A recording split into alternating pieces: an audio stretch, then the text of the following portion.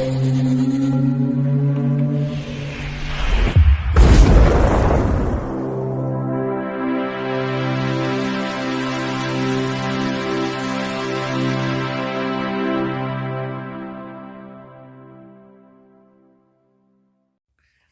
Bayek, it's me Ian, and in today's video, I'm continuing my look at the first season of The X-Files, and this is episode 16, Young at Heart, from 1994.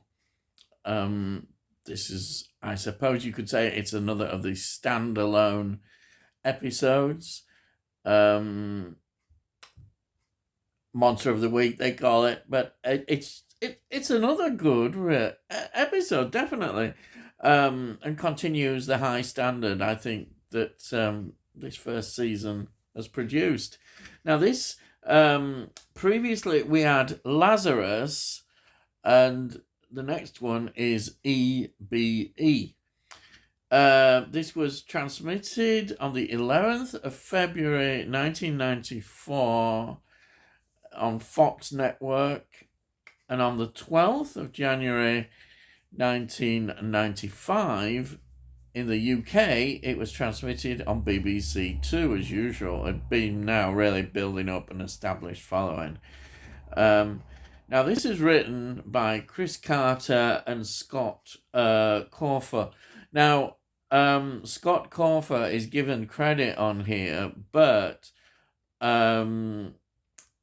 Chris Carter totally rewrote the script. He wasn't very pleased with it. Also, there were mentions, certainly in the direction, that the director had to be careful about, in terms of network interference about certain scenes, censorship kind of things. Particularly there's a scene with a claw and a hand, and the various scenes they had to be careful with in terms of censorship. Now, it's directed by Michael Lang. Michael Lang directed another episode, which was Miracle Man, in the first season. So that's episode 18. So we're getting near to doing that one soon. That's it. This is 1994. Then he did a second season episode, Ascension, 1994, episode 6. Then he did one more X-File, which was in the fourth season, and Unrequited, that's episode 16. Unrequited, episode 16, 1997. And then if you look, he's just one of these people who direct just such a lot of TV series in America, and TV films, just amazing amount. Yeah. Now, locations, I always say, are quite important in the X-Files. It gives you the old look. And as usual, Vancouver is used a lot. We've got the Orpheum Theatre, which is an important part of the story. We get that's in Vancouver. Also, Vancouver Art Gallery also features in this. And then we've got more filming around Vancouver, which all adds up beautifully. They always have a good look. And this director, I know, was particularly interested in kind of experimenting in, as he saw it, I think, in his direction, and giving, a good cinematic look, if you want, to it. Whether he succeeded, well, I think they always do look good. They do look good. Now, one thing that is mentioned in this story, I had heard about it, but there's a syndrome that children can be born with called progeria, and basically they're born old, and they get older and older as children, and I don't think they make it beyond, I don't know, 13, 14, 15, that sort of age. It could even be a bit younger, I don't know. And it's one of these unusual syndromes, very sad. And they use an actual one in the filming of this. Apparently, the society of progeria contacted them and said that they would show, allow them to film somebody who belonged to the society, and her parents really wanted. They were fans of the series and were very happy for it to do. So we see that on the film. So they use an actual child in that, and I think that sort of highlights kind of I suppose it was good that he brought this to attention as well, which is an interesting facet of the story. Anyway, let me go into the cast. We've got David Duchovny, of course, as Fox Mulder. We've got Gillian Anderson as Dana Scully. We have got an appearance by Jerry Hardin as Deep Throat, though it's not on the wider conspiracy, though there is a government angle to this as well. But it's not a very big sort of appearance. It's just really a brief one. Then we've got David Peterson, who plays the older John Barnett. He was in First Blood, 1982, which is perhaps my favourite Sylvester Stallone film. I think it's his best. TV series and TV films, another of those actors. Then we've got Alan Boyce, who plays a young John Barnett.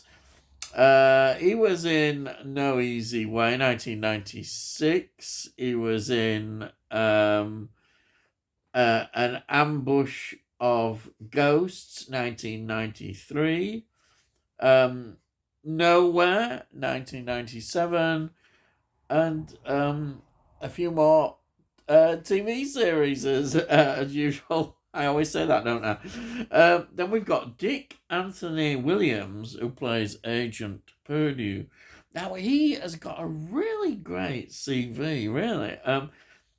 Some real nice appearances in films that you will know. Dog Day Afternoon, 1975. The Deep, 1977. The Jerk, 1979. And The Star Chamber, 1983, which is a film that immediately it's got Michael Douglas in. It's a very good film, that one. I really like that one. Edward Scissorhands, of course. Brilliant. Edward Scissorhands, 1990. And then, wow, he's in sort of all these wonderful TV series that you think, wow, he's in this, he's in that. What an actor he is. He's just amazing actor. And he's very good in this, yeah. Then we've got Christine Estabrook, who plays Agent Henderson. She was in Sea of Love, 1989, which is an Al Pacino film. Presumed Innocence, 1990, which is Harrison Ford. So it's a great lot of films. The Usual Suspects, 1995, which is a famous film. And, I like this, Spider-Man 2 in 2004. She was in that. Again, a lot of TV series and TV films. Then we've got Robin Mosley, who plays Dr. Joe Ridley. Now, previously, they were in Our Town, which is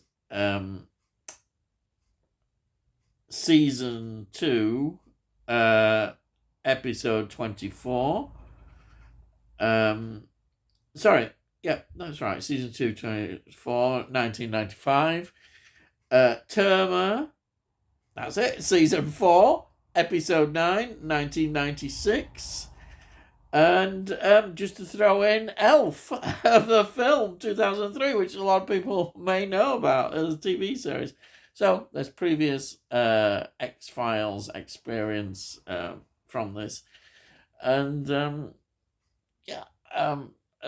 as always, I'll give you an idea of what it's about. Well, it starts when Mulder is called in by Agent Purdue, who he worked for quite a while ago on a case. And he says that a note has been left at this robbery addressed to Fox Mulder, and he shows him. And then from this note, we learn that it all is connected with a case 6 years ago, which was the first case that he dealt with. And there was a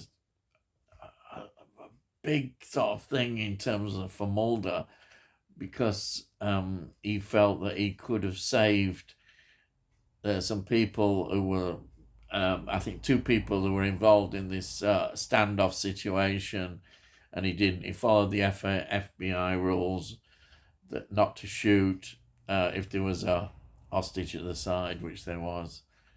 This is, again, another look at Mulder's past, which is great. But from this, we learned that he actually died in prison a few years earlier, and so it can't be him, but yet it is. That's what they begin to suspect, and all this builds up, and then we get a link with this Dr. Ridley, and we see a glimpse of that as well in the beginning about this Dr. Ridley, and we find out that he's been involved in some rather dodgy secret projects.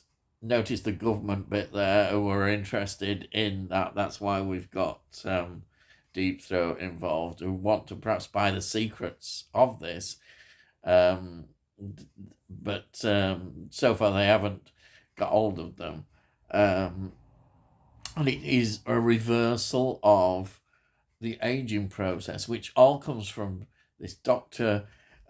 Ridley's work with progeria, people with kids with that condition. It all stems from that. And basically, they didn't like the direction he was going, and he sort of disappeared.